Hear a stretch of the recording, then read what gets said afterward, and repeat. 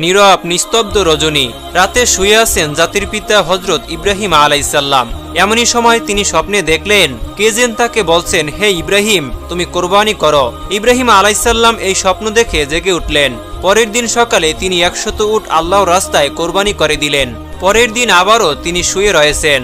আবার ভেসে আসলো সেই দৈব বাণী, কে যেন তাকে বলছেন, হে ইব্রাহিম, তুমি আল্লাহর রাস্তায় কোরবানি করো। পরের দিন সকালে আবার হযরত ইব্রাহিম আলাইহিসসালাম 100 উট আল্লাহর রাস্তায় কোরবানি করে দিলেন। কিন্তু হায়, মনে হয় আল্লাহ পাক রব্বুল আলামিনের দরবারে তার এই কোরবানি কবুল হয়নি। তাই পরের দিন তিনি আবার যখন বিছানায় শায়িত রয়েছেন, তখন আবার ভেসে আসলো সেই দৈব বাণী, হে ইব্রাহিম, তুমি কোরবানি করো। কে যেন বারবার তাকে বলছে, হে ইব্রাহিম, তুমি আল্লাহর রাস্তায় তোমার সবচাইতে প্রিয় বস্তুটিকে কোরবানি করো। পরের দিন সকালে হযরত ইব্রাহিম আলাইহিসসালাম ভাবতে লাগলেন, আমি পরপর 2 দিন 200 উট আল্লাহর রাস্তায় কোরবানি করলাম, কিন্তু আল্লাহ কি আমার এই কোরবানি কবুল করলেন না? তাহলে কি চাচ্ছেন? আল্লাহ পাক রব্বুল আলামিন আমার থেকে? অনেক ভাবার পরে ইব্রাহিম আলাইহিসসালাম দেখলেন আল্লাহ পাক রব্বুল আলামিন আমাকে স্বপ্নে বলেছেন, হে ইব্রাহিম, তুমি তোমার জীবনের সবচাইতে প্রিয় বস্তুটিকে আমার রাস্তায় কোরবানি করো। এই পৃথিবীতে আমার সবচাইতে প্রিয় বস্তু হলো আমার সন্তান ইসমাইল। হযরত ইব্রাহিম আলাইহিসসালামের বয়স যখন 86 বছর ছিল, তখন হযরত ইসমাইল আলাইহিসসালাম তার গৃহে পয়দা হয়েছিলেন। আর এই সন্তানটি ছিলেন ইব্রাহিম আলাইহিসসালামের সবচাইতে প্রাণের ও মহব্বতের সন্তান। কেননা এত বার্ধক্য বয়সে তিনি একটি সন্তান লাভ করেছিলেন। এই সন্তানটি ছিল তার বংশধারা জারি রাখার একমাত্র মাধ্যম। কিন্তু আল্লাহ পাক রব্বুল আলামিন যখন তাকে এই প্রিয় সন্তানটি কুরবানি করার জন্য বারবার তাকে আদেশ দিলেন, ইব্রাহিম আলাইহিসসালাম মনে মনে দৃঢ় সংকল্প করে বললেন, এটাই যদি আল্লাহর অভিপ্রায় হয়, তাহলে যে ইসমাইলকে তার রাস্তায় কোরবানি করতে হবে, তাহলে আমি পিছপা হব না। আল্লাহ পাক রব্বুল আলামিনের মহব্বত ও ভালোবাসা পাওয়ার পথে দুনিয়ার কোনো কিছুই আমার জন্য বাধা হয়ে দাঁড়াতে পারবে না। এরপরে আল্লাহর নবী হযরত ইব্রাহিম আলাইহিসসালাম তার একমাত্র পুত্র ইসমাইলকে আল্লাহর রাস্তায় কোরবানি করার জন্য দৃঢ় সংকল্প করলেন। যেই ভাবা সেই কাজ। ইব্রাহিম আলাইহিসসালাম তার সন্তান বালককে ইসমাইলকে ডেকে বললেন, হে বৎস, তুমি গোসল করে সুন্দর সুসজ্জিত কাপড় পরে তৈরি হয়ে নাও, আমি তোমাকে নিয়ে একটি দাওয়াতে যাব। শিশু ইসমাইল আলাইহিসসালাম ছোটবেলা থেকেই আত্মীয় স্বজন ও পিতার মহব্বত ছাড়াই লালিত পালিত হয়েছিলেন। ছোটবেলা থেকেই পিতা তার সঙ্গে ছিল না। যখন বালক ইসমাইল আলাইহিসসালাম শুনলেন পিতা তাকে নিয়ে এক জায়গায় দাওয়াতে যাবেন, বালক ইসমাইল মনের আনন্দে নেচে উঠল। তখন তিনি মাতা হাজেরার কাছে গিয়ে বললেন, আম্মাজান, আপনি কি শুনছেন? আব্বাজান আমাকে কি বলছে? আমাকে নিয়ে তিনি নাকি এক জায়গায় দাওয়াত খেতে যাবে। ও আম্মাজান, আপনি তাড়াতাড়ি করে আমাকে গোসল করিয়ে দিন, আমার উত্তম পোশাক সজ্জিত করে দিন, আমি আব্বার সাথে দাওয়াত খেতে যাব। তখন ইসমাইল আলাইহিসসালাম বললেন, আমার যে আর তর সইছে না। তখন বিবি হাজেরা বললেন, সত্যি কি তিনি তোমাকে নিয়ে দাওয়াত খেতে যাবে? হযরত ইসমাইল আলাইহিসসালাম বললেন, আপনি তাকেই জিজ্ঞেস করে দেখুন না। এরপরে বিবি হাজেরা আলাইহিসসালাম ইব্রাহিম আলাইহিসসালামকে জিজ্ঞাসা করলেন, ও আমার প্রাণের স্বামী, আমি কি শুনলাম আপনি নাকি ইসমাইলকে নিয়ে একটি দাওয়াতের কাজে যাবেন এবং দাওয়াত খেতে যাবেন? ইব্রাহিম আলাইহিসসালাম বললেন, ও হাজেরা, তুমি ঠিকই শুনছো, ইসমাইলকে গোসল করিয়ে সুন্দর পোশাক পরিয়ে সুসজ্জিত করে দাও, আমি তাকে নিয়ে এক দাওয়াতে যাব। প্রিয় দর্শক, অনেকের মনে হতে পারে হযরত ইব্রাহিম আলাইহিসসালাম আল্লাহর নবী হয়ে বিবি হাজেরা ও ইসমাইল আলাইহিসসালামের সাথে একটা মিথ্যা কথা বলেছেন, কিন্তু মূলত জাতির পিতা ইব্রাহিম আলাইহিসসালাম তাদের সাথে মিথ্যা কথা বলেননি। গভীরভাবে যদি চিন্তা করা হয়, তাহলে ইব্রাহিম আলাইহিসসালামের এই কথাটি সঠিক ও বাস্তবসম্মত ছিল। কেননা তিনি তো ইসমাইল আলাইহিসসালামকে নিয়ে আল্লাহ পাক রব্বুল আলামিনের একটি দাওয়াতেই যাচ্ছিলেন। এরপরে বিবি হাজেরা আলাইহিসসালাম বালক ইসমাইলকে উত্তম রূপে গোসল করিয়ে সুন্দর পোশাক পরিয়ে সুসজ্জিত করে ইব্রাহিম আলাইহিসসালামের কাছে নিয়ে আসলেন। অতঃপর তাকে স্বামীর হাতে তুলে দেওয়ার পূর্বে বললেন, ও আমার প্রাণের স্বামী, ইসমাইলকে আমি ছোট থেকে এই পর্যন্ত লালন পালন করেছি, কিন্তু এর মধ্যে আমি তাকে একটিবারের জন্য আমার দৃষ্টির আড়াল হতে দেইনি। ও আমার প্রিয় স্বামী, আপনি সবসময় তাকে দেখে রাখবেন, কখনোই আপনি তাকে আপনার চোখের আড়াল করবেন না, যতক্ষণ পর্যন্ত না আপনি আর ইসমাইল আলাইহিসসালাম আমার কাছে ফিরে আসছেন। ততক্ষণ পর্যন্ত আমি উদ্বিগ্ন থাকব এবং আপনার পথ পানে চেয়েই থাকব। আমি আপনার এবং আমার পুত্রের পানে চেয়েই আমার সময় কাটাবো। হযরত ইব্রাহিম আলাইসাল্লাম বিবি হাজেরার এই কথা শুনে কোনো কিছু উত্তর করল না। তার হৃদয়ের মধ্যে এক তুফান বয়ে যাচ্ছিল। তিনি মুখ ফুটে কোনো কথা বিবি হাজেরাকে বলতে পারছিল না। তার অশ্রু যেন দুচোখ বেয়ে বেরিয়ে আসতে চাচ্ছিল, কিন্তু তিনি তার অশ্রুগুলোকে আল্লাহ পাক রব্বুল আলামিনের মোহাব্বতের দরিয়ায় চাপা দিয়ে রেখেছিলেন। এরপরে হযরত ইব্রাহিম আলাইসাল্লাম বালক ইসমাইলকে নিয়ে চলতে লাগলেন মিনার পাহাড়ের দিকে। অভিশপ্ত ইবলিস যখন দেখল জাতির পিতা হযরত ইব্রাহিম আলাইসাল্লাম আল্লাহ পাক রব্বুল আলামিনের আদেশ পালনার্থে একমাত্র পুত্র সন্তানকে জবেহ করার জন্য তিনি দৃঢ় সংকল্প করেছে, তখন তার আর সহ্য হলো না। সে বলতে লাগলো, হায় রে, আমি ইবলিস মানবজাতির জন্য আমি বেহেশত থেকে বহিষ্কৃত হয়েছি এবং আমি চির মরদুদ ও জাহান্নামী হয়েছি। আর সেই মানবজাতির একজন সন্তান ইব্রাহিম আল্লাহ পাক রব্বুল আলামিনের আদেশ পালন করে তার প্রিয়জন হবে, এটা আমি কিভাবে সহ্য করব? কোনোভাবেই এটা হতে দেওয়া যাবে না। যে করেই হোক ইব্রাহিমকে এই কাজ থেকে ফিরিয়ে রাখতেই হবে। তাই ইবলিস তার চক্রান্ত ষড়যন্ত্র বাস্তবায়নের জন্য সর্বপ্রথম বিবি হাজেরা আলাইসাল্লামের কাছে একজন ভালো মানুষের বেশ ধরে উপস্থিত হলো। বিবি হাজেরা আলাইসাল্লাম এর কাছে গিয়ে ইবলিস বলল, ও হাজেরা, তুমি কি জানো তোমার স্বামী ইব্রাহিম তোমার সন্তানকে কোথায় নিয়ে যাচ্ছেন? তখন বিবি হাজেরা আলাইসাল্লাম বললেন, কেন? তিনি তাকে একটি দাওয়াতে নিয়ে যাচ্ছেন। তখন ইবলিস বলল, আমি এতদিন ঠিকই শুনেছি নারী জাতি অত্যন্ত সহজ ও সরল, তাদেরকে যে কোনো মিথ্যা কথা বলে ও প্রতারণামূলক কথা বলে ধোঁকা দেওয়া যায়। তোমাদের স্বামী তোমাকে ধোঁকা দিয়েছে। বিবি হাজেরা আলাইসাল্লাম শয়তানের মুখের এই কথা শুনে বলল, তুমি এ কেমন কথা বলছো? আমার স্বামী আল্লাহর নবী, তিনি কিভাবে আমাকে ধোঁকা দিতে পারেন? আমি তোমার কথা বিশ্বাস করি না। আর সত্যি করে বলো তো তুমি কে এবং কি উদ্দেশ্যে আমার স্বামীর বিরুদ্ধে তুমি আমাকে প্রসারিত করছো? তুমি এখনই আমার কাছ থেকে দূর হয়ে যাও।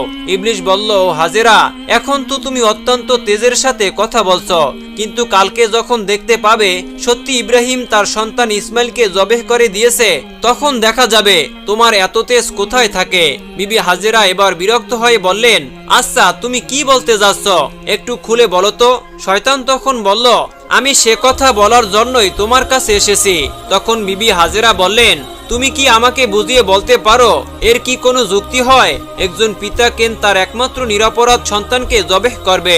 শয়তান বলল, হাজেরা, ইব্রাহিম খামাখা ইসমাইলকে জবেহ করে না। আল্লাহ পাক রব্বুল আলামিন তাকে নির্দেশ দিয়েছেন তিনি যেন ইসমাইলকে তার রাস্তায় জবেহ করে। সে কারণেই ইব্রাহিম আলাইসাল্লাম তোমার পুত্র ইসমাইলকে জবেহ করতে মিনার পাহাড়ের দিকে নিয়ে যাচ্ছে। এখনো সময় আছে, তুমি তাড়াতাড়ি করে ইসমাইলকে তার হাত থেকে রক্ষা করো, নাইলে দেখবে ইব্রাহিম তোমার পুত্র ইসমাইলকে আল্লাহর আদেশ পালন করতে গিয়ে জবেহ করে ফেলবে। তখন বিবি হাজেরা এবার শয়তানের কথা শুনে বললেন, আল্লাহ পাক রব্বুল আলামিন দুনিয়ার এতগুলো মানুষের মধ্য থেকে যদি আমার পুত্র ইসমাইলকে তার রাস্তায় জবেহ করার জন্য কবুল করে থাকেন, তাহলে এর চাইতে বড় সৌভাগ্যের বিষয় তো আমার জন্য আর কিছুই হতে পারে না।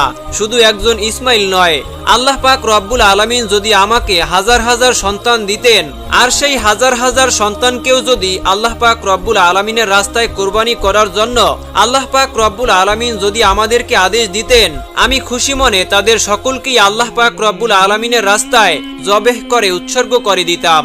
আমি বুঝতে পেরেছি তুমি মরদুদ, তুমি ইবলিস, আর তুমি আমাকে ধোঁকা দিতে ও প্ররোচিত করতে এখানে এসেছো। আমি তোমার কাছ থেকে আল্লাহর আশ্রয় প্রার্থনা করছি। তিনি বললেন, আউযু বিল্লাহি মিনাশ শাইতানির রাজিম, লা হাওলা ওয়ালা কুওয়াতা ইল্লা বিল্লাহিল আলিয়্যুল আযীম।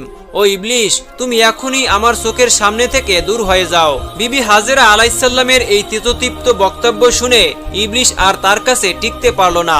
অতঃপর সে সেখান থেকে পাগলা কুকুরের মতো লেজ গুটিয়ে পালিয়ে গেল।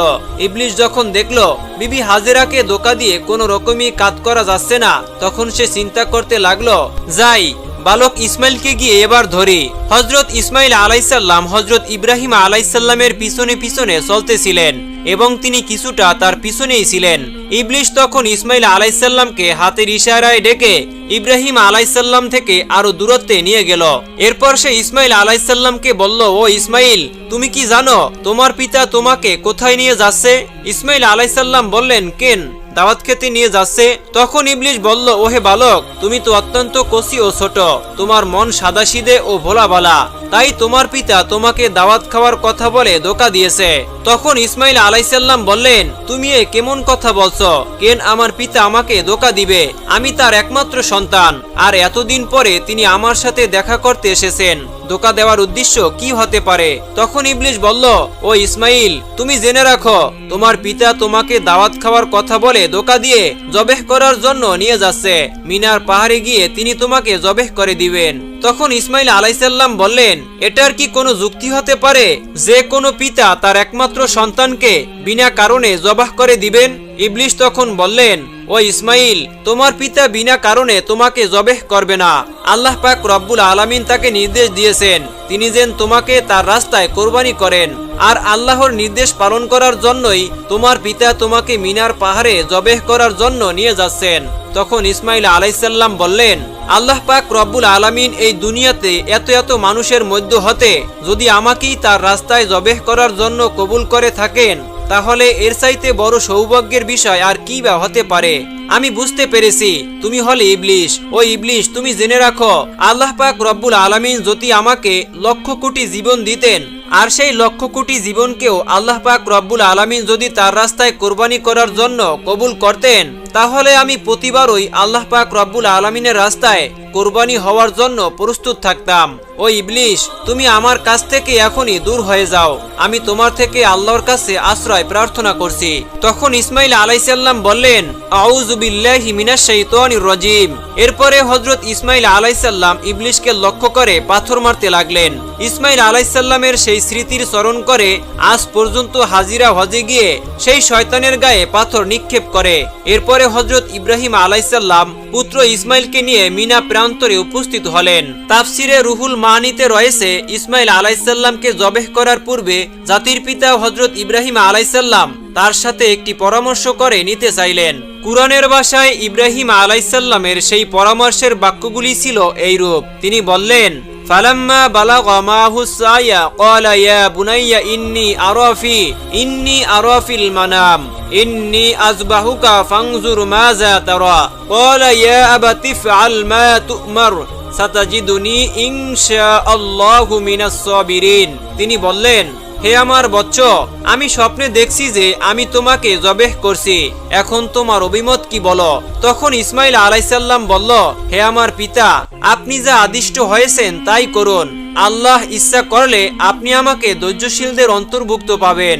হযরত ইসমাইল আলাইসাল্লামের এইরূপ জবাব শুনে ইব্রাহিম আলাইসাল্লাম অত্যন্ত খুশি হলেন। তারপর ইসমাইল আলাইসাল্লাম তার পিতাকে লক্ষ্য করে বললেন, ওহে আব্বাজান, আপনি তো আমাকে জবেহ করে দিবেন, তার পূর্বে আমার কয়েকটি অনুরোধ রয়েছে, আপনি কি দয়া করে আমার সেই অনুরোধগুলি রক্ষা করবেন? তখন ইব্রাহিম আলাইসাল্লাম বললেন, বৎস, তুমি তোমার আরজিগুলো পেশ করতে পারো, আমি সেগুলিকে যথাসাধ্য রক্ষা করার চেষ্টা করব। তখন হযরত ইসমাইল আলাইসাল্লাম বললেন, ওহে আব্বাজান, আমাকে জবেহ করার পূর্বে আমার হাত পা উত্তম রূপে বেঁধে নিবেন। দেখা যায় জবেহ করার সময় জীব জন্তুগুলি তাদের হাত পা ছোড়াছুরি করে, তেমনি ভাবে মৃত্যু যন্ত্রণা সহ্য করতে না পেরে আমিও যদি আমার হাত পাগুলি ছোড়াছুরি করি, তা যদি আপনার শরীরে লেগে যায়, এতে আমার বেয়াদবি হবে। আর আমি চাই না মৃত্যুর পূর্বে আমার পিতার সাথে আমি বেয়াদবি করি। অতএব হে আব্বাজান, আপনি আমার এই অনুরোধ রক্ষা করবেন। আর দ্বিতীয়ত হলো, আমাকে জবেহ করার সময় আপনি আমার চক্ষুদয় ভালোভাবে কাপড় দ্বারা বেঁধে নিবেন, কেননা জবেহ করার সময় যদি আমার দৃষ্টি আপনার চেহারায় পড়ে, তাহলে আমার প্রতি আপনার দয়া হবে, যাতে আপনার জবেহের কাজে ব্যাঘাত সৃষ্টি হবে। আমি চাই না আমার চেহারার কারণে আপনি আল্লাহ পাক রব্বুল আলামিনের আদেশ পালন করতে কোনরূপ বাধার সম্মুখীন হন। আর তৃতীয়ত হলো, আমার যে আবদার তা হলো, কোরবানি করার পরে যখন আপনি গৃহে প্রত্যাবর্তন করবেন, তখন আমার রক্তমাখা জামা কাপড়গুলি নিয়ে আমার জনম দুঃখিনী আম্মার নিকট সমর্পণ করবেন এবং তাকে আমার সালাম জানাবেন, আর বলবেন যে তার এই ত্যাগের বিনিময়ে আমরা একত্রে বেহেশতে অবস্থান করতে পারবো, এবং তাকে আরো বলবেন যে আল্লাহ পাক রব্বুল আলামিন তার নির্দেশ পালন করার যে তৌফিক আমাদেরকে দিয়েছেন, তার জন্য তিনি যেন শুকরিয়া আদায় করেন এবং তিনি যেন আমার জন্য কোনরূপ দুঃখ প্রকাশ না করেন। পুত্রের মুখে এই কথাগুলো শ্রবণ করে হযরত ইব্রাহিম আলাইসাল্লাম অত্যন্ত সন্তুষ্ট হলেন। তিনি তার অস্থিনের নিচে পূর্বেই একগাছা দড়ি ও একখানা ছুরি লুকিয়ে রেখেছিলেন। তারপর তিনি সেই দড়ি বের করে হযরত ইসমাইল আলাইসাল্লামের হাত ও পা ভালোমতো বেঁধে নিলেন। এরপরে তার চোখে একখানা কাপড় বেঁধে নিলেন। তারপর হযরত ইসমাইল আলাইসাল্লামকে জবেহ করার জন্য মাটিতে শুইয়ে দিলেন। জাতির পিতা হযরত ইব্রাহিম আলাইসাল্লাম তার হাতে ছুরি নিয়ে প্রস্তুত রয়েছেন। তিনি জবেহ করবেন তার একমাত্র সন্তান ইসমাইলকে। তিনি এর মাধ্যমে চাচ্ছেন আল্লাহর আদেশ পালন করতে। তিনি সংকল্প করেছেন যে আল্লাহর আদেশ পালন করতে তাকে পৃথিবীর কোনো শক্তি বাধা দিতে পারবেই না। পিতা তার পুত্রের গলায় ছুরি চালিয়ে দিবেন আল্লাহর প্রেম ও মহব্বতে মাতোয়ারা হয়ে। এই দৃশ্য দেখে আসমান ও জমিনের ফেরেশতারা প্রকম্পিত হয়ে যাচ্ছে। তারা আল্লাহর তাসবিহ ও পবিত্রতা ঘোষণা করে যাচ্ছে। এরপরে হযরত ইব্রাহিম আলাইসাল্লাম পুত্র ইসমাইলের গলায় ছুরি চালাতে যাবেন। এমন সময় আল্লাহ পাক রব্বুল আলামিন ছুরিকে নির্দেশ দিলেন, হে ছুরি, খবরদার, তুই ইসমাইলের গলার একটি পশমও কাটবি না। তুই যদি ইসমাইলের গলার একটি পশমও কাটিস তাহলে তোর জন্য আমি জাহান্নামের আগুনকে অবধারিত করে দিব। তারপর হযরত ইব্রাহিম আলাইসাল্লাম বিসমিল্লাহ বলে পুত্র ইসমাইলের গলায় ছুরি চালিয়ে দিলেন। কিন্তু ছুরি তো পূর্বেই আল্লাহর নির্দেশ পেয়েছে। সে আল্লাহর ভয়ে ভীত হয়ে ইসমাইল আলাইসাল্লামের গলায় একটি পশমও কাটল না। ইব্রাহিম আলাইসাল্লাম বারবার ইসমাইল আলাইসাল্লামের গলায় ছুরি চালাচ্ছেন, কিন্তু কোনো রূপেই তিনি তার গলা কাটতে সক্ষম হচ্ছিল না। তখন হযরত ইসমাইল আলাইসাল্লাম তার পিতাকে বললেন, আব্বাজান, আপনি সম্ভবত আমার স্নেহের প্রভাবে প্রভাবিত হয়ে জোরে ছুরি চালাতে সক্ষম হচ্ছেন না। ও আব্বাজান, আপনি আপনার গায়ের সমস্ত শক্তি দিয়ে ছুরি সঞ্চালন করুন। আমরা যদি আল্লাহ পাক রব্বুল আলামিনের আদেশ পালনে ব্যর্থ হই তাহলে আমাদের দুজনকেই জবাবদিহি করতে হবে। ইসমাইল আলাইসাল্লামের এই কথা শুনে পুনরায় হযরত ইব্রাহিম আলাইসাল্লাম তার গায়ের সমস্ত শক্তি দিয়ে ইসমাইলের গলায় ছুরি চালাতে লাগলেন। কিন্তু তারপরেও ছুরি হযরত ইসমাইল আলাইসাল্লামের একটি পশমও কাটতে পারল না। অনেকক্ষণ ধরে এভাবে ছুরি চালানোর পরেও হযরত ইব্রাহিম আলাইসাল্লাম একেবারে বিরক্ত হয়ে গেলেন। তারপর তিনি সজোরে ছুরিটিকে একদিকে নিক্ষেপ করলেন, আর সেই ছুরি গিয়ে লাগলো একটি পাথরের গায়ে। সঙ্গে সঙ্গে পাথরটি দ্বিখণ্ডিত হয়ে গেল। ইব্রাহিম আলাইসাল্লাম চক্ষু খুলে দেখলেন ছুরির আঘাতে পাথর দ্বিখণ্ডিত হয়ে গেছে। অতঃপর তিনি আবার ছুরিটিকে হাতে নিলেন। এরপর আল্লাহর নামে পুনরায় তিনি হযরত ইসমাইল আলাইসাল্লামের গলায় ছুরি চালাতে যাবেন। এমন সময় আল্লাহ পাক রব্বুল আলামিন হযরত জিবরাইল আলাইসাল্লামকে হুকুম দিলেন, ওহে জিবরাইল, তুমি বেহেশত থেকে একটি দুম্বা নিয়ে যাও আর ইসমাইলকে সরিয়ে তার জায়গায় বেহেশতি দুম্বাটি রেখে দাও। হযরত জিবরাইল আলাইসাল্লাম চোখের পলকে বেহেশত থেকে একটি দুম্বা নিয়ে তিনি চলে আসলেন। প্রিয় দর্শক, এখানে একটি কথা বলে রাখা ভালো, এই দুম্বাটি ছিল হযরত আদম আলাইসাল্লামের নেক সন্তান হাবিলের কোরবানিকৃত দুম্বা, যেটি আল্লাহ পাক রব্বুল আলামিন এতদিন বেহেশতে সংরক্ষণ করে রেখেছিলেন। তারপর হযরত জিবরাইল আলাইসাল্লাম ইসমাইল আলাইসাল্লামকে সরিয়ে ইব্রাহিম আলাইসাল্লামের ছুরির নিচে সেই বেহেশতি দুম্বাটি রেখে দিল। আর ওদিকে হযরত ইব্রাহিম আলাইসাল্লাম ছুরি চালিয়ে দিলেন। সাথে সাথে বেহেশতি দুম্বাটি কোরবানি হয়ে গেল। কিন্তু হযরত ইব্রাহিম আলাইসাল্লাম মনে করলেন তার পুত্র ইসমাইলকে তিনি কোরবানি করে দিয়েছেন। কোরবানি সম্পন্ন হওয়ার সাথে সাথে হযরত ইব্রাহিম আলাইসাল্লাম বললেন, আলহামদুলিল্লাহ, আলহামদুলিল্লাহ। তারপর তিনি তার চক্ষু খুলে দেখলেন ইসমাইল তো তার পাশে দাঁড়িয়ে রয়েছে। কুরবানি হয়ে গেছে একটি বেহেশতি দুম্বা। এই দৃশ্য দেখে হযরত ইব্রাহিম আলাইসাল্লাম আল্লাহর ফেরেশতা জিবরাইল আলাইসাল্লামকে জিজ্ঞাসা করলেন, হে ভাই জিবরাইল, আল্লাহ পাক রব্বুল আলামিন কি তবে আমার কোরবানি কবুল করেননি? কেন আমি আমার পুত্র ইসমাইলকে কোরবানি করতে সক্ষম হলাম না? হযরত জিবরাইল আলাইসাল্লাম বললেন, হে ইব্রাহিম, আল্লাহ তাআলা আপনার প্রতি সন্তুষ্ট হয়েছেন। আপনি তার নির্দেশ পালন করতে গিয়ে স্বীয় পুত্রকে কোরবানি করতে উদ্যত হয়েছিলেন এবং আপনার পুত্র যেভাবে আল্লাহর নির্দেশ মান্য করে স্বীয় প্রাণ তার রুহে উৎসর্গ করতে প্রস্তুত হয়েছিলেন, তাতেই আল্লাহ পাক রব্বুল আলামিন আপনাদের পিতা ও পুত্রের উভয়ের ওপরে অত্যন্ত সন্তুষ্ট হয়েছেন। তিনি আপনাদের উভয়কে পরীক্ষা করেছিলেন এবং আপনারা সেই পরীক্ষায় উত্তীর্ণ হয়েছেন। তাই আল্লাহ পাক রব্বুল আলামিন আপনার উপর সন্তুষ্ট হয়ে বেহেশত থেকে একটি দুম্বা প্রেরণ করেছেন, আর সেই দুম্বাটিকেই আপনি কোরবানি করেছেন। হযরত জিবরাইল আলাইহিসসালামের মুখ থেকে এই কথা শ্রবণ করার পরে হযরত ইব্রাহিম আলাইহিসসালাম পুনরায় আল্লাহ পাক রব্বুল আলামিনের শুকরিয়া আদায় করলেন। আল্লাহ পাক রব্বুল আলামিন হযরত ইসমাইল আলাইহিসসালামকে কোরবানি দেওয়ার সর্বশেষ পরিস্থিতির উপরে আলোকপাত করে আল কুরআনে উল্লেখ করেছেন, ফালাম্মা আসলামা ওয়া তাল্লাহু লিল জাবিন ওয়া নাদাইনাহু আইয়া ইব্রাহিম قد صدقت الرؤيا إنا كذلك نجزي المحسنين إن هذا لهو البلاء المبين وفديناه بذبح عظيم। আল্লাহ পাক রব্বুল আলামিন বললেন, অতঃপর তারা যখন উভয় আল্লাহ পাক রব্বুল আলামিনের অনুগত্য প্রকাশ করল এবং ইব্রাহিম তার পুত্রকে জবেহ করার জন্য কাঁধ করে শায়িত করল, আর তখনই আমি তাকে আহ্বান করে বললাম, হে ইব্রাহিম, তুমি তোমার স্বপ্নের আদেশ সত্যি পালন করলে, আর এভাবেই আমি সৎকর্ম পরায়ণদেরকে পুরস্কৃত করে থাকি। নিশ্চয়ই এটা ছিল একটা স্পষ্ট পরীক্ষা, আর আমি তার পরিবর্তে এক হৃষ্টপুষ্ট জন্তু জবেহ করেছিলাম এবং আমি তা পরবর্তীদের জন্য নিদর্শন করে রেখেছি। ইব্রাহিমের উপর শান্তি বর্ষিত হোক। এভাবেই আমি সৎকর্ম পরায়ণদেরকে পুরস্কৃত করে থাকি। প্রিয় দর্শক, এই ছিল হযরত ইব্রাহিম আলাইহিসসালাম কর্তৃক তার পুত্র ইসমাইল আলাইহিসসালামকে কোরবানি দেওয়ার কাহিনী। আল্লাহ পাক রব্বুল আলামিন জাতির পিতা হযরত ইব্রাহিম আলাইহিসসালামের এই ত্যাগ তিতিক্ষা ও আল্লাহর প্রেম থেকে আমাদেরকেও শিক্ষা লাভ করার তৌফিক দান করুন। সকলেই কমেন্ট বক্সে লিখুন আমিন। এরকম নিত্য নতুন ইসলামিক ঘটনা পেতে অবশ্যই আমাদের এই চ্যানেলটি সাবস্ক্রাইব করে পাশে থাকবেন। তো দেখা হচ্ছে পরবর্তী ভিডিওতে। সে পর্যন্ত আল্লাহ পাক রব্বুল আলামিন আপনাদের সকলকে ভালো রাখুন, সুস্থ থাকুন। আল্লাহ হাফেজ।